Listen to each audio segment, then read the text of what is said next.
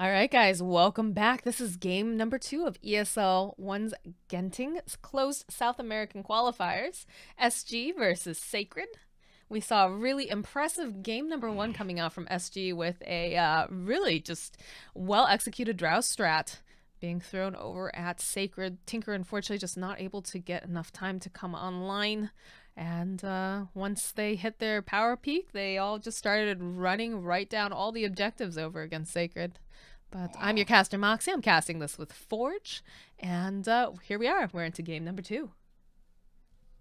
Yeah, I mean, I felt so bad watching that Tinker because he was just always like a minute or two behind the timings that he wanted. He got his bots just a little bit too late to really help out his team. He got his Blink Dagger just a minute or too late to really start stalling out the pushes. And once he did have those items, I could see him trying to make the contributions and be there for his team. But by that point, Drow was just so incredibly powerful, and the rest of the team behind her was coordinating very well. So well played by SG to take that game. Well, shout out to Brewmaster over on SG. He had some amazing initiations, jumping immediately over onto Tinker and just saying, yeah, no, we're tired of your march. We want this tower. We're going to get it. And it's definitely reflected right now in Sacred's bans, seeing that Brewmaster has just been second banned immediately. They don't want to deal with it. Not after game number 1. I can't blame them at all. I mean, not only is it a meta pick, but Leposa just did so much work with it in that game. So completely understandable. Really interested to see what Sacred does to try and adjust to this. And I don't imagine SG is going to try and Drow cheese twice. So we'll have to see what they resort to try and get this into a 2-0 victory, or maybe we'll go to game 3. I'd love to see a game 3. I'd love to see these teams like just duke it out. I'm having a lot of fun casting this, although I know Sacred probably feeling a little down. I think it was, what, 7-27 in that last game? Just because that Drow strat just got rolling. But, you know, this is the time for Sacred to show us what they got. You know, come back into this game. And they get the Night Stalker first pick, so that's a nice pickup here. It's going to allow them to have some nice pressure early on the map, and also being able to have a lot of nighttime vision. Oh, but there he is. There's the bearded wonder himself. Yeah, I mean, Night Stalker was banned out in the opening of last game, so not really a big surprise that Sacred opts to grab it here. Is going to be really nice vision hero. I think that was one of the things that really hindered their draft, was just never really be able to know exactly where people were. The Shadow Blade from the Drow especially causing a lot of chaos and helping to pick people off. So that vision game going to be very key. But Omni Knight, I mean, it's Omni Knight. He's just going to repel whoever gets gone on. He's going to build Greaves so he doesn't get silenced by the Night Stalker, and then he can repel himself. And I mean, the answer to a Night Stalker is just build lanes that are tough to gank, and they're going to grab themselves an Omni Knight and a Kunkka now. Man, that Omni Knight, even though he did receive some nerfs in the latest patch, he's still so strong. We saw him yesterday, and just a good Omni Knight is just so ridiculously hard to deal with, especially when you've got heroes that are constantly being repelled, when you've got the setup being able to just get that purification right on top, even though, you know, it's I believe the purification range is what got nerfed with him, right? Yeah, the cast range reduced from 575 to 450.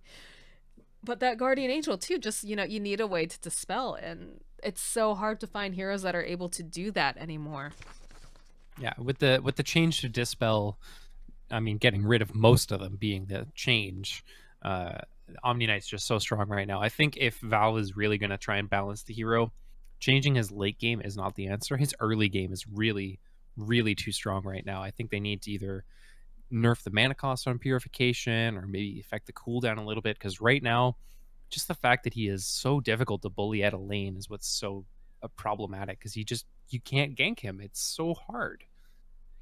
He's just a thorn in your side the entire time. Very difficult. And it's interesting too, because we've seen some people actually, like, instead of running the Omni Knight into the offlane, they'll run him as a support, and he's still just as effective. Yeah, I mean, you can do the support, you can do even like a core, like a position 1, as long as you have like some kind of semi-core to kind of fall back on once Omni Knight peters out a little bit. But he's just such a nuisance hero that can be run in a variety of positions. Offlane is pretty typical, but I mean, with a Kunkka backing him up now, the rum buff on top of the Guardian Angel and all the heals, it's going to be really tough to kill the people on SG. Well, they do have some really solid disables coming out, though, from the side of Sacred. They've got the two lockdowns coming out from the Shadow Shaman, and of course, that very long silence that Night Stalker has, which could cause some problems. But right now, we're lacking a little bit. And again, this is only the first phase, but we're lacking a bit in that initiation department because Kunkka has pretty decent initiation. But a Shadow Shaman, generally, if he's the first one jumping in, unless his team is doing quite well and is ready, he's just going to get obliterated by the rest of the team. He's just going to become the whipping boy, so to speak. Yeah, I mean, X is probably going to be the most useful ability for SG right now, even more so than any of the Rum or anything else, just because, I mean, Night Stalker is going to try and fly away through the trees. Whatever core they pick up is going to maybe, if if the fight's not going well, oh, I'll just run away. But X kind of functions the same way as Glimpse. Every time you think you're getting away, with a good Aether Lens pickup or some mobility items, that Kunkka is always going to find you and he's going to bring you right back into his team. They're thinking a Witch Doctor. Okay, this is pretty interesting. I guess they're worried about maybe having any sorts of illusions. Well, I mean, Witch Doctor. A lot of Witch Doctor is a hero that has been gaining a little bit of traction, not becoming super popular, but definitely gaining a little bit of traction. And it's one of Bardino's comfort heroes. It's one of his most played, so a bit of comfort there. And I mean, Maledict with Torrent and Ghost Ship, and I mean Voodoo Restoration on top of all of this. There's just so much sustain for SG. They can pick themselves the most glass cannon carries they want, and I still feel like they're not going to die. Yeah, they do have quite a bit of healing between the Omni Knight and the Witch Doctor. Don't think Sacred's going to go for something like an AA at this point, already picking up the Shadow Shaman and having that Night Stalker on board, so they're feeling pretty good about that. Looks like they go for the Death Prophet, though, over on Sacred, and that's something we saw... I thought I saw something with them doing that recently. Was that SG? This was played in their last series, but it was SG that picked it up. I don't believe they had the Shaman as the support, but they did run the Death Prophet into Sacred unsuccessfully last time. That was where Matthew had some really solid initiations as the Earthshaker, and with the Leo style. There she is. There she is again. I was going to wonder, like, I'm looking at Sacred's draft, right? And it seems like a very strong push draft, right? You've got the Death Prophet with the Exorcism. You've got the wards coming off of the Shadow Shaman. And I was looking over at the side of SG and I was like, I wonder if they're going to do something with like a DK or like something to kind of, also push maybe a Tide Hunter maybe for their side. There she is, though. There's the Woman of the Hour. There is the Drow Ranger. And they were very successful in keeping her safe in game number 1. And with an Omni Knight and a Witch Doctor now. And the Rum buff on top of all of that. Yeah, it's going to be very difficult for them to take her down. I almost want to see them grab like a sniper right now and just be like, I dare you to run at our cores. I dare you to, because they're going to be so sustainable. Like even through Exorcism, the laning stage may be a little bit scary with the Night Stalker running around, but once they start grouping up, I actually don't know how Sacred is going to get any of these kills. They're going to need some very, very high burst damage heroes. Right now it's a lot of damage over time with coming out from the Death Prophet. They need somebody to burst very quickly before the heals can come in, and they're going to opt for the Benjaz Luna instead. So I mean, we saw this get countered out a little bit by the Drow Ranger last game, and I'm a little nervous for game 2. Yeah, I'm not sure if I really like this pickup. I mean, if she starts getting like some momentum going, this could be very, very good for them, but they still don't really have anything to answer the problem of getting to the back lanes against a Drow. And once they get on top of her, there's so much healing, so many different things that are going to be thrown at their faces. And, Luna's fairly squishy here. She's going to struggle with that Death Prophet as well. She can get that silence off and then pop Ghost, but again, that's also really high cooldowns coming off from Death Prophet and Luna. Yeah, I mean, the other thing, too, is that Luna's going to have to go for a very early BKB just because of the Kunkka. Any team fight that the Kunkka doesn't die and goes well for SG, Luna's dead because she's just going to get X'd every single time. Yeah. And going to have to opt for a very early BKB, but in having to go for early BKB, her damage is going to be very weak, which is, again, where they're having the problems right now. I'm really worried for the side of Sacred. So I guess now $1 million question is, who do we see for the pickup here for Sacred? They could use some more initiation, definitely. I almost wouldn't hate seeing something crazy like the offlane Mirana. I don't know if King Tekka plays it or not, but I don't think that's strong enough. I mean, it's a ranged hero that can kind of farm well. Enchantress. Okay, they're gonna go for the Enchantress. So So they're going for their own version of the push strat, but I don't know. I feel like SG's is maybe a little bit easier to. Well, granted, we don't have the final hero here for the side of side of SG. I mean, They I'm need really a mid. curious. I'm really curious where this Enchantress gets thrown, because you could be crazy and throw like a Night Stalker in the off lane. He has very high armor, very high regen, so he could be okay. Just trying to sap some levels and throw the Enchantress on one of the supports.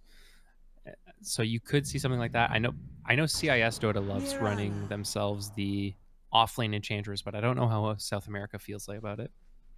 But we do see the Mirana. It's actually just picked up for the other side, though. SG will use that to their advantage. And wow, what a push lineup coming out from both teams here. I mean, if it ain't broke, don't fix it for SG, I think. Like, Drow worked once. They don't grab the best jump. They still don't really have the best jump. It's pretty much just Night Stalker that's going to get on top of this Drow. And sitting behind her are two of the best healers in the game, and, Rum Buff once that comes online. I know we've mentioned it and beaten it to death, but 50% damage reduction with heals behind it is not to be underestimated. That Night Stalker's got to start getting ahead early. If he starts to fall behind, he's just toast. It's going to be so difficult for him to get back into this game. Yeah, that's my real worry. And very with the concerned Mirana, about that.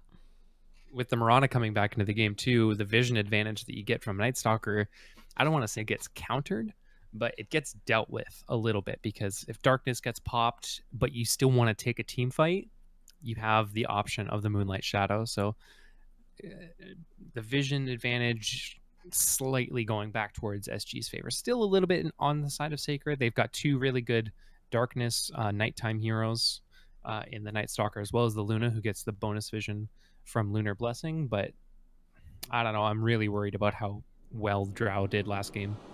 Yeah, it seemed like once they hit that power peak, they just started rolling as 5, and there was nothing that Sacred was able to do about it. So, fingers crossed, though. I think we'll still get a good game either way as we head into game number 2.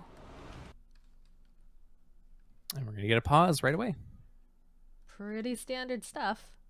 Yeah, this is one time I really, really wish I knew I had the names for who's playing who, because I know for a fact that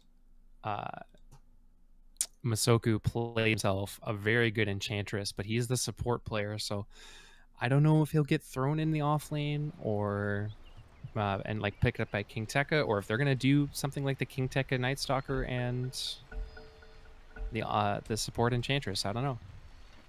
I believe Masoko's running with the name Dope today, so. Okay, so he's on the Shadow Shaman. It is going to be the Matthew Night Stalker and the King Tekka Enchantress. So again, apologies, guys. We don't have an actual ticket for ESL Genting, so I'm trying my best to help out the best we can. We're using hero names mostly, though, and I do have the team names up on the little mini board on the top of the game here, but big smoke coming out, though, from the side of the Radiant. Looks like they're looking to invade. They're going to let the Witch Doctor lead first. Does have Cask, and will find himself a Night Stalker. It doesn't need too many bounces, because that arrow will connect. Oh, with the Torrent. You got Laposa with that healing. And, yep, first blood. That's one happy Omni Knight. That was one of the cleanest arrows I've ever seen. Like, that was smooth coordination from SG. Really, really well done by them. Like, Coconut does not stun for very long, so having the arrow there was really nice. Oh, good timing, definitely. This does mean that Drow's probably not going to be able to get hers. They do show 4 heroes top, so Enchantress most likely going to run over the river and get her own bounty rune. And through the woods. To grandmother's house we go. Sorry, I couldn't resist. Anyways, I like that we're seeing the taunts coming out here. They are still going to think about maybe jumping this Kunkka. Omni Knight standing nearby, though. And they'll actually throw out an arrow. It's gonna miss. Looks like Luna gonna be able to get that rune after all. But again, we do have First Blood up and running over onto Omni Knight. And that's a nice start for a hero that is still, in my opinion, very, very strong. Oh, absolutely. And I mean, trading first blood for the 3 runes isn't the worst thing in the world. It kind of sucks for Drow, but she'll be fine. Costabil did a very strong performance in last game, and I'm sure he'll bounce back appropriately. All right, so our favorite discussion at the start of every game. Where are we going to see the first? Well, not really the first blood, but where do you think the first death's going to occur here in lanes? I think it's going to be on the Enchantress. I think with the strong roam that the Witch Doctor is going to be able to put out, comboed with the Kunkka, they already showed very good coordination on that gank ability. So I don't know. She's got a point in untouchable. It's going to be a little bit difficult for them to attack. I mean, but again, we see this pull. Yeah, there's nothing you can do about this. And it's one of the most infuriating things as a support player. But I'm sure this is going to get Omni Knight level 2. Kunkka might stick around and try and sap. Nah, he's already going back. Mid lane, though. Man, Leo style getting very heavily bullied by this Mirana. It's the blonde hair. You just can't deal with it. I can't deal with it. Bottom lane, they've got their eyes over onto Enchantress. They'll be able to throw up a torrent. She's just a little too speedy, though. Does have boots. And we'll make a little bit more space down here for Mr. Costabile to continue his farming. Yeah, I mean, it's actually slowed down a fair bit since that first blood. Omni Knight just trying to get his farm. Drow just happy doing her thing. Luna, I think the winner of the laning phase, though. 10 CS and some nice denies coming out from her. I mean, it's just very scary for Omni Knight to really be in here. Night Stalker plus Shadow Shaman with a Luna beating down on you. Very, very scary stuff without the supports there to help. Just trying to put as much damage over here onto this Enchantress and keep her away from the Drow. Can't really kill her, though, again. She's got, does have a Hellbear now, and that point in Untouchable makes her very tanky. Yeah, they don't quite have the burst damage. Once Mirana gets some levels and starts roaming around, Mirana will have some nice magic burst to help kind of cut through the Enchantress, but for the laning stage, it's going to be a tough kill. I'd kind of like to see Kunkka go back top, maybe with the Shadow Shaman. Or not the Shadow Shaman, sorry, the Witch Doctor. Maybe jump the Shadow Shaman. Luna's having a great time top, though, here. She's currently leading in CS. 18-4 on her currently. Life's been pretty good. Omni Knight has been a problem, but not so much that it's actually really bothering her farming patterns. We'll be able to leech some of this XP off of this pull, though. Sneaky, sneaky, Mr. Knight. Yeah, with the change to how neutrals work, they do end up denying most of his experience anyway, but neutrals don't actually deny XP like they used to. They grant full XP if creeps get killed by neutrals, so nice sapping from him and a really good ward allowing this to happen. I really like the fact they put Enchantress here into the offlane against the Drow, because as we saw in game number 1, Stabile likes to use those Frost Arrows constantly to put pressure, and he was really using them non-stop over on that Tidehunter. With the Enchantress, it's so difficult for him to keep doing what he was doing because of that Untouchable. Yeah, the attack slow that comes out from that spell is absolutely crazy. But they are going to contest her in the jungle. They're not just going to let her have free roam. These supports are going to make sure she doesn't just get to do whatever she wants. Kind of still doing just whatever she wants, but over in mid, Mirana's Spirit Siphon coming off. Looks like they're going to try to turn it around, though. Do get the X off over onto the Death Prophet. She's going to go get thrown up with the Torrent, throws out the Spirit Siphon. Rotation coming out now from the Shadow Shaman. Will scare him off, but, you know, just Kunkka doing Kunkka things here. Roaming around, poking at things. Testing the waters, so to speak. Haha, I see what I know, I'm like on fire with these terrible jokes today, guys. I think I should probably stop. No, you just got to step lively, Moxie. It's going to be great. Step lively. Got it. I mean, the first nighttime has rolled around, though. And we're seeing that movement. This Night Stalker, he's hungry. They want to gank this Mirana because she's been having a very good time against the Death Prophet. 16-7 to 13. Well, I wouldn't say a very good time, but a pretty decent time against the Death Prophet. I like how they anticipate this, though. They've already rotated the Kunkka just in case. And it looks like Night Stalker's actually walking himself down to the spot lane. They do have a ward. I think they will have been able to see him. Then we see a cast coming out again over onto this Enchantress. Drow sitting very, very low. Omni Knight makes the rotation. We'll be able to protect her. We'll turn back around. Tries to get the... gets the repel off over onto the Witch Doctor, but it's not quite enough here. And they're really diving. They can't do that much over onto this Enchantress unless they can get a Purification Bomb off and get that nuke. But looks like even though the Night Stalker, I don't think got that kill yet. He got assist gold here. He's making use of this first nice cycle. Torrent comes up though. Again, they grab this Enchantress. They need a big heal bomb here, but they're not going to be able to catch up with her. They turn around. Night Stalker's just going to fly himself over the trees. And at that point, Untouchable really just 2 points rather, putting a monkey wrench in their plans. They did protect the Drow, though, and that's probably the most important part here, but really disrupting her CSing. 43-13 on Luna, 26-15 on Drow. Yeah, I mean, this is the big problem, is that Omni Knight had to rotate down so that those kills didn't happen. They still get the kill on the Witch Doctor, and this is just a lot of space for Luna. She's having a much better game this game than she was up against the Brewmaster. Omni Knight a little bit easier to zone out than somebody that's giving you 70% miss chance. And with the Elder Titan not in the draft either, that instant initiation from the Spirit into Stomp is not there. Night Stalker's hanging out here in the trees. I think he wants to jump over onto Drow. They start moving that Centaur immediately, and they'll chase after. Looks like they will back off, though. Witch Doctor hanging out in the trees. They want to take her creep, though. They said, get out of here. We're tired of this nonsense. And I mean, it's just crazy. It's crazy how much one single creep has disrupted this. Oh, the dive behind the tower. We get the shackles off over onto Omni Knight before he can get repel. Luna trying to jump forward here. Will get hit with that coconut. And the X marks the spot coming out. They use the Moonlight Shadow on top of that just for good measure. They'll be able to take down Luna. Should be able to take down the Shadow Shaman. And Leposa very cheekily is going to be able to walk away with about 60 hit points. Yeah, good rotations there. The tower does go down in the meantime, so still a definite win for Sacred getting off. Oh no, losing their core though. Tower. I mean, you trade a Luna for a greedy dive on a T1, but you still get the tower. It sucks that she dies, but at the end of the day, it's not the worst thing on earth. And now Mirana's actually going to rotate down and get Gown on.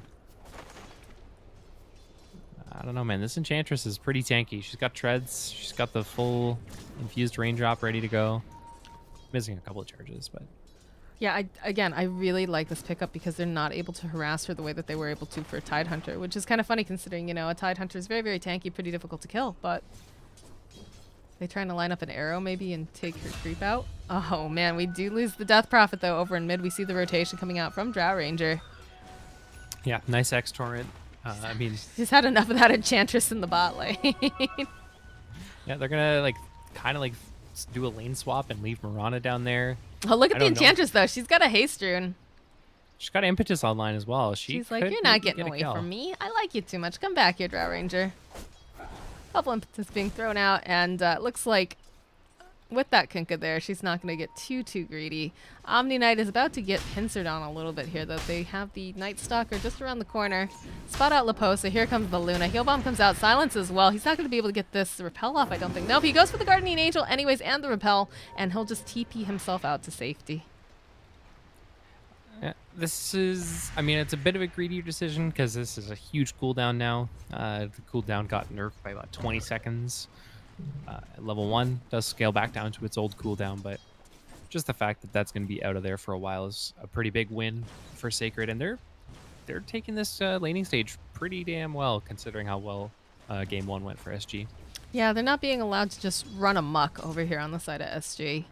As compared to game number 1, they're a little bit more being controlled because, of course, you've got that Night Stalker. First night cycle comes around, and he's going to be on the hunt, putting a lot of pressure on the map. You've got this Enchantress, who you really can't click just yet. She's just, you know, those points in Untouchable are proving to be a big problem for them. So definitely a better laning, like you said. Do have the The Shadow Shaman standing nearby might try to get the jump over onto the Mirana. And a bit of a fight breaking out over here. Witch Doctor does go down. They've got their eyes over here onto Kunkka as well. Omni Knight, he's got the Purification, can turn around, immediately follows in here by the Death Prophet. Oh, this Kunkka is just so very, very slow. Arrow comes in, won't connect. That Crypt Swarm will, though, right to the face. And say goodbye to Kunkka. Yeah, Drow's going to push in mid lane, but quick rotation back from the DP. Oh, they're going to try to jump? No? Okay. It looked like Witch Doctor was thinking about going for that cask stun. And Enchantress has just been completely left alone. Nobody wants to deal with her. What can they do? Yeah, she has her drums online now too, so it's going to be a rough game. You thought she was speedy before? Yeah, they really can't do anything against this Enchantress other than maybe get a couple nukes. Maybe when Witch Doctor gets his ultimate online, if they can stun her up, possibly. But right clicks right now just won't cut it. Well, the big problem is that other than like a really good cask bounce, they don't have super awesome lockdown. Like we saw the arrow early on, which was really nice, but their best lockdown is coconut bouncing and a good torrent from Kunkka. Other than that, you don't really have super awesome lockdown to control this Enchantress up. Good kiting potential, good chase potential, but that's not the same thing. I've got a smoked up Shadow Shaman making his way somewhere? Looks like he was like, wait a minute, where do I want to go with this? He's just making his way downtown, Moxie. Don't worry about him. Yeah, over the river, through the woods, making his way downtown, walking fast, faces past, he's homebound. That's not your home, by the way, Shadow Shaman. You're going the wrong direction there, buddy. Might try some cheeky play here over onto Drow. I don't know. Does place a ward, though, at the very least. Get some information. I mean, this is such a huge change from game one, though. Luna, the one who's just running around, getting however much farm she'd like. Drow, you know, trying desperately to scrap together farm in the jungle, taking some stacks here and there, but very, very clear difference, even though it's a pretty similar draft from both sides. I think the main change just being that, like you said, Enchantress is very difficult to bully out of lane as opposed to the Tidehunter. I like the preemptive sprites coming in. Nice arrow, though. Gonna fall up from the Mirana. In comes the boat.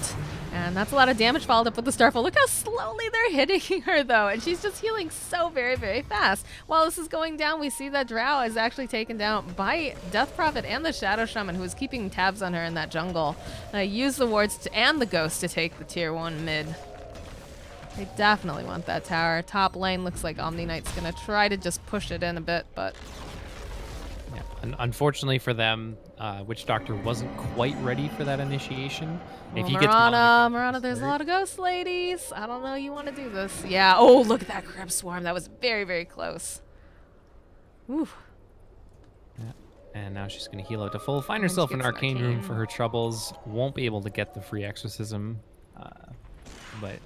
It's not really free, but... I mean, it's the super reduced cooldown where it's up like 30 seconds later, which compared to the 100 seconds later is pretty good.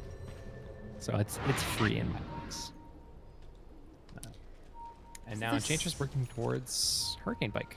Yeah, they're struggling a little bit here this time around over on the side of SG. It seems like Sacred's kind of got their number. They know that Drow hasn't gotten all her items that she wants really to go for this push because she has had a death or two here.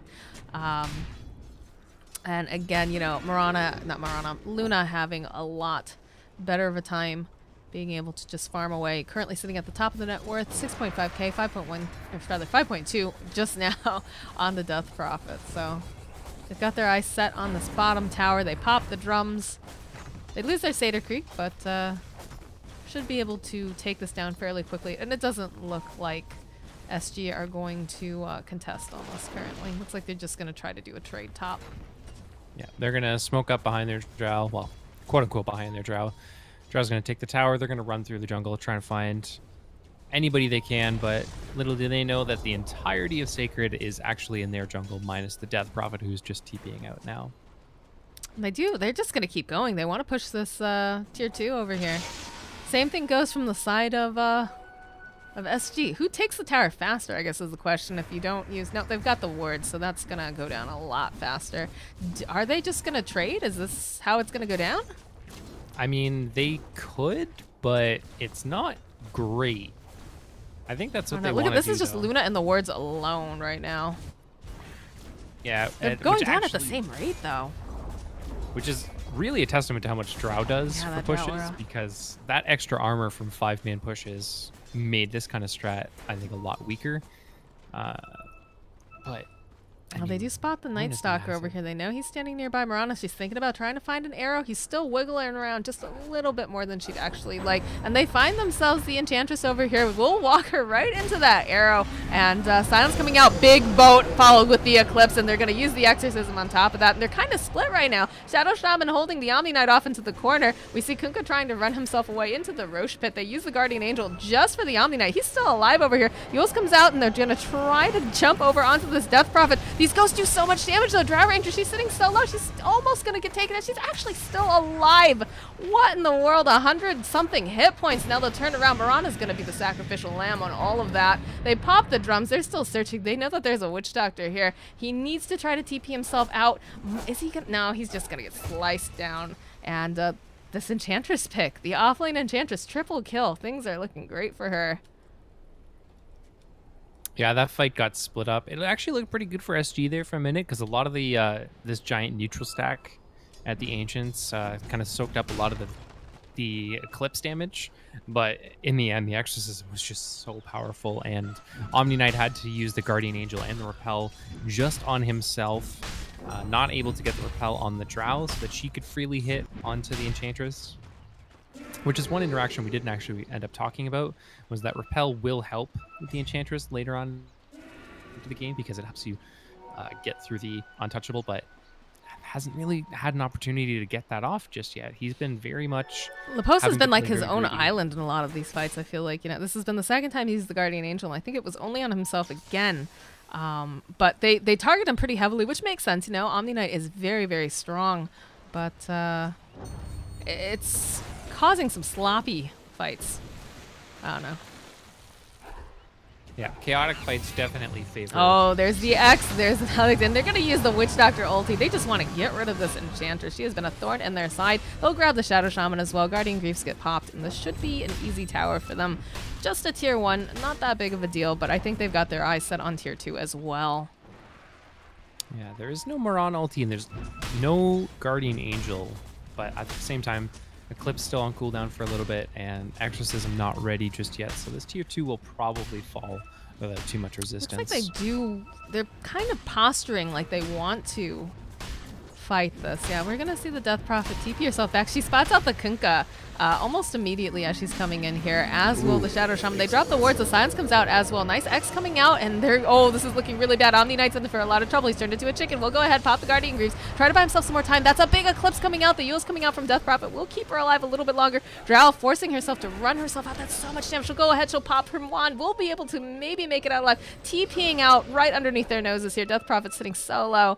Oh, that Yule's just saving her, giving her just enough time right before the last click almost connects over onto her. But Exorcism's down. They're still chasing down mid. Oh my gosh. Looks like Enchantress gonna have to run herself away from this tower. Towers just don't care about Untouchable. They'll turn back around though. There's gonna be Silence. Boat comes out with the torrent. Can they get it? They're actually gonna clip on her. Just one more hit needed. Can she get herself out? No, that last arrow from downtown chasing after. There's gonna be an X coming out over onto Shadow Shaman. That chicken still doesn't care. She's gonna clean up and get that kill.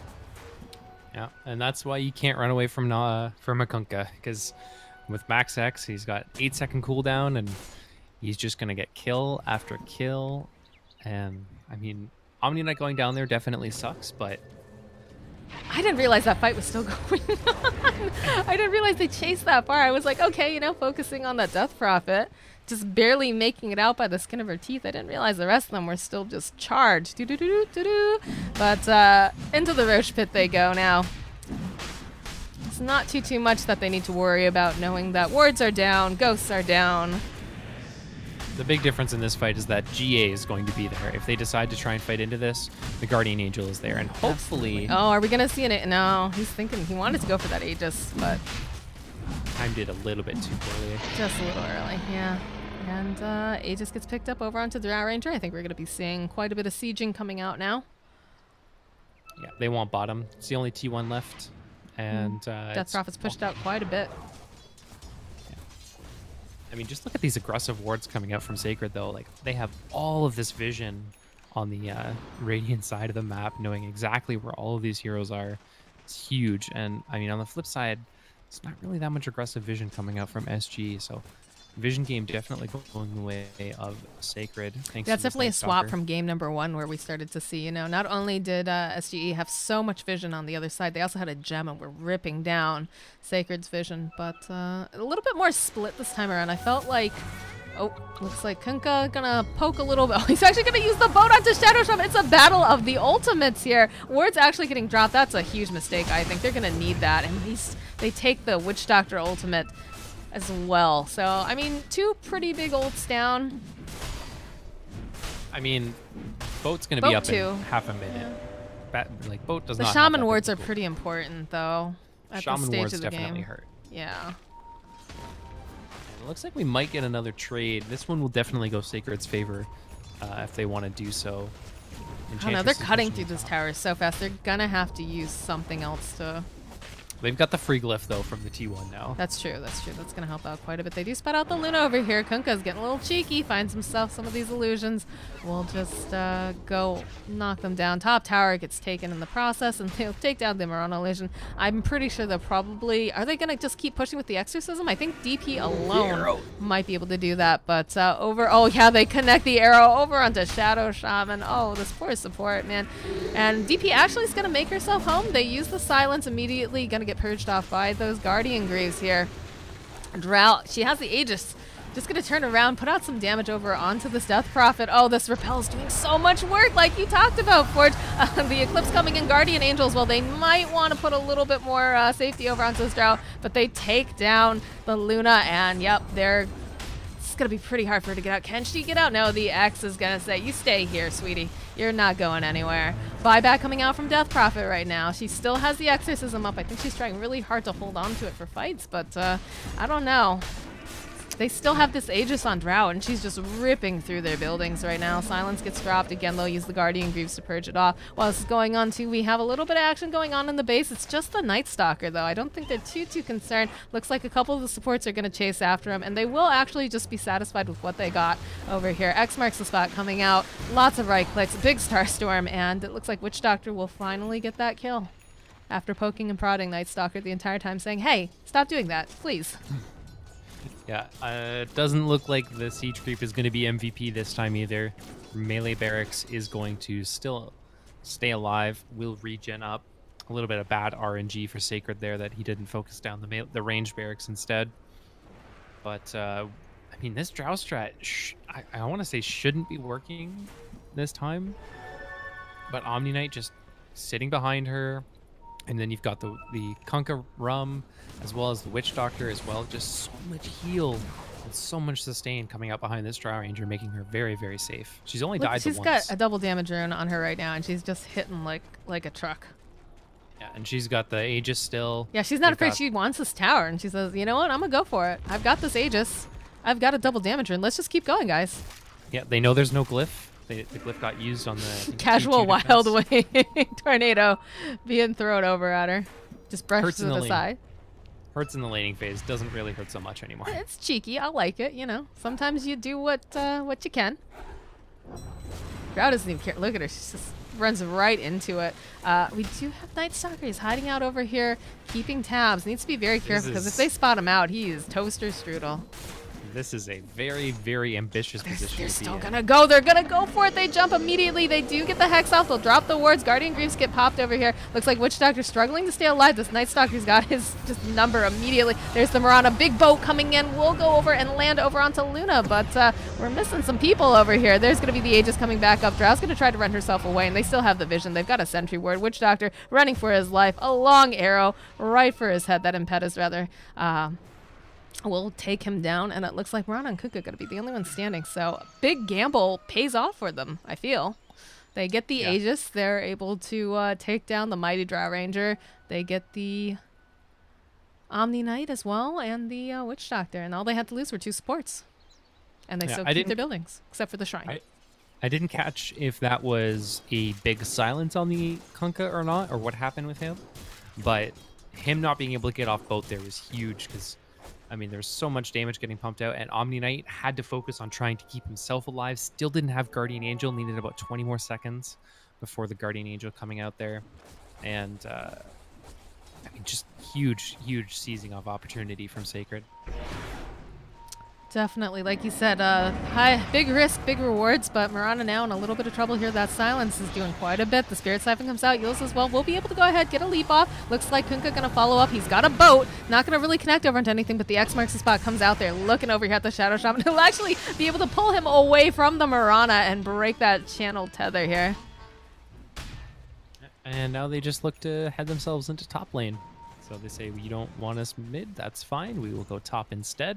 Luna's going to try and push in bottom or into the middle lane, but she still doesn't have her BKB, so... Luna's the only one really keeping this game afloat right now. I feel she's currently sitting at 14k net worth, and she's doing quite a bit of damage. Definitely it was helpful as they were running over near the shrine, having that Night Stalker keeping tabs, and he just went immediately for that Witch Doctor so he couldn't get the ultimate off. It's a very long silence, but yeah, already we see Luna, she's TP'd herself back, and the siege is on. They've got the repel on Drow Ranger. They can't really do too much to her currently. That's a big gust being thrown out. Torrent will come out as well. They'll just back off casually, throw out an arrow. Won't quite connect over onto Death Prophet here. Another couple waves being thrown. Luna just trying to cut through this. They don't want them in the space. Pops the Manta. X marks the spot, comes out again over onto Death Prophet. Darkness gets popped as well. There's just too much damage coming out now from this Luna, just slicing through the Drow Ranger. They need to be very careful of that, and they might need another Aegis Forge. I don't know. Yeah, well, the big thing was that, you know, for the most part, these teams have been playing very well around each other's cooldowns. You know, fighting when Guardian Angel's on cooldown, trying to push when Eclipse and Exorcism are on cooldown. But now they might not know that it's up, but they definitely, I would say, guess that it's up. And they would be right in that assumption. Both Luna and Death Prophet have their ults ready to go. And it's pretty scary to fight into that, especially once the darkness gets popped. So with that wearing off now, they're going to feel a little bit safer, try and push in, but just good understanding of the cooldowns from both of these teams. Yeah, Night Stalker currently showing in lane right now. Oh, he doesn't have a TP on him. This could actually be so advantageous. They do actually land an arrow over onto this Enchantress. She's going to be forced back. A little bit of slow coming out from Drow Ranger again here. Big X and a Torrent following up here over onto the Luna. But they're holding. They're maintaining. And Night Stalker has already made his way towards the top lane now, so... I mean, I think the big thing is that they are still getting damage on these towers. It's slow and it's very chip-based, but they are getting the damage. With nighttime coming up, they're going to back off and they just want to get the shrines. Like you said, maybe look towards their next Roche. They're going to scout it out with the courier, see that it is not up just yet. But with nighttime coming up, they're going to have to back off and respect the superior vision. And that's going to be a little bit scary now because Luna's going to have that BKB the next time that they go in for a fight. So it's going to be very, very important, I think, that they get that Aegis, especially the way she's just slicing through this Drow Ranger right now. Yeah, Drow is going to go for the Butterfly to try and help deal with that, get some tank ability, as well as the evasion chance. But Luna, if she spots this in time, could very easily adopt into an MKB. All right, here's our knight. Roshan is back up. It's looking mighty festive wearing that hat. I don't know if they want to fight. I think they need to pick off. They need to pick off first. And I'm pretty sure that the side of Sacred is going to be keeping tabs on that Roche as well. So, and they do have a ward over here on the side. We'll be able to spot out if they start making any weird movements.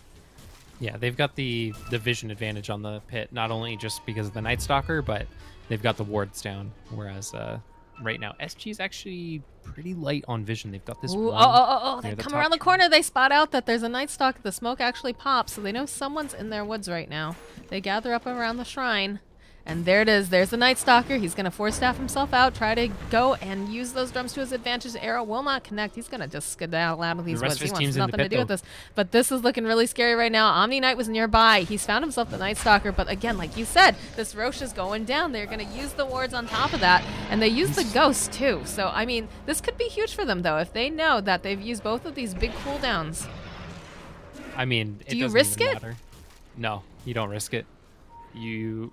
I mean, for the next couple of minutes, DP and Sacred, they're just going to you know, turtle a little bit. They're going to group behind their towers, feel very safe.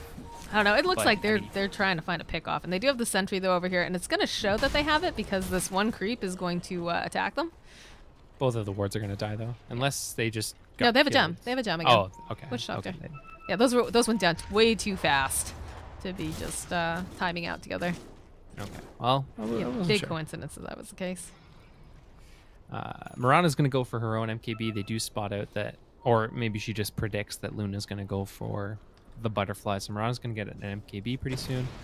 And butterfly is still getting worked on by both of the safe lane cores at this point. I mean, I don't know. This is a tough timing for Sacred because they have the Aegis, but this bottom lane is going to constantly push in.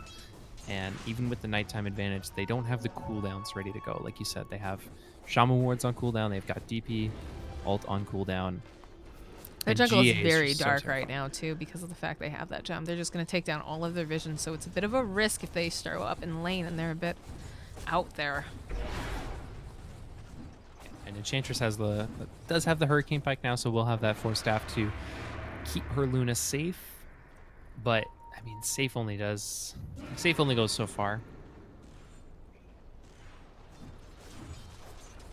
Omni Knight does spot out that Night Stalker is kind of hanging out in the woods. Needs to be careful though, Oh, because he there's might a die. Shadow Shaman coming around this corner immediately. Tries to force himself away. He's a chicken right now. Can't get the repel off. Big Sign says lots of TPs coming in though. I don't know if they really want this. They'll actually have the Drow immediately bait. chasing after. They're looking. They'll face the wards down over here onto the side. Luna just pops that Mask of Madness. Wants to get her kill over here onto this Omni Knight. And they will be able to actually take down Shadow Shaman. They pop the Guardian Angel. They're still chasing after Luna. This could be her Aegis right here. Yeah, they'll pop the Aegis. Ghosts actually get committed now. They have a Shrine up and running. I don't know if they really want to fight around this. There's going to be a big Tauren coming in, followed in with the boat. Will almost land over onto Death Prophet, but the arrow falls up. She doesn't take into account all that damage here. Cheese gets eaten by the Death Prophet. She's going to try to run herself away to the safety of these wards. Will get immediately X back up, and that's a dead Death Prophet. Can they get this kill on Luna? If they get a kill on Luna, this is going to be huge. They do manage to get it. Omni Knight, he's taking a lot of damage, as is that Kunkka here from all these wards, but that's definitely not how they wanted that to go